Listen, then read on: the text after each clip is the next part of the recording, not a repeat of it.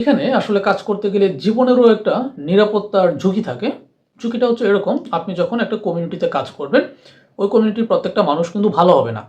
কিছু মানুষ, সব মানুষই যে আপনাকে নির্দিষ্ট ডেটে বা সময়ে আপনাকে টাকা দিয়ে দিবে, বিষয়টা সেরকম না। অনেকেই দিবে না। তো যখন তারা দিবে না, তাদের সাথে কি আপনার কথাবার্তা বার্গেটিং হবে এবং নানা তর্কে বিতর্কে জড়াতে হয়। এবং অনেকেই বিষয়টা পজিটিভ নেগেটিভভাবে কি নিয়ে থাকে, এবং আপনিও টাকা আদায়ের জন্য আপনার দিক থেকে সর্বোচ্চ চেষ্টা করেন পজিটিভ বিহেভিয়ার দ্বারা। কিন্তু আপনি যখন কোনো ক্রমে ওই যে মানুষগুলো ওদের থেকে লোনটাকে নীল করে ফেলেন, মানে সম্পূর্ণ লোন নিয়ে আসলেন, পরবর্তীতে আপনার 100% প্ল্যানিংয়ে থাকবে যে আপনি ওকে আর ঋণ দিবেন না।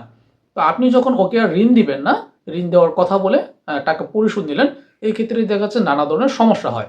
কিছু মানুষ আছে নেগেটিভ মাইন্ডেড, তারা কি করে আপনার সাথে নানা ধরনের তর্ক বিতর্ক ঝামেলা জড়িয়ে যায় এবং আপনাদেরকে দেখাও দিয়ে থাকে যে দিবেন না, না দিলে কিন্তু আমি আপনাকে দেখে নিব, এটা সেটা নানা ধরনের কথার সম্মুখীন হতে হয়। এই ক্ষেত্রে জীবনে কিছুটা রিস্ক থেকে যায়। আরেকটা বিষয় হচ্ছে, আপনি দেখা যাচ্ছে আপনার সমিতিতে গেলেন এবং টাকা কালেকশন করে অফিসে আসতেছেন, আসার পথে কোনো ধরনের কোনো অপ্রত্যাশিত ঘটনা ঘটে গেল বা দুর্ঘটনা ঘটে গেল, যে আপনার টাকাটা কেউ নিয়ে গেছে বা কোনো ডাকাত দল নিয়ে গেছে, হারিয়ে গিয়েছে, বা কোনো প্রতারক চক্রের মাধ্যমে আপনার টাকাটা কি ওরা নিয়ে চলে গেছে। এই ক্ষেত্রে এই যে টাকাটা হারানো গেল, সেটার সম্পূর্ণ দায়ভার কিন্তু আপনার। প্রতিষ্ঠানের দায়ভার কোনোভাবেই নেবে না।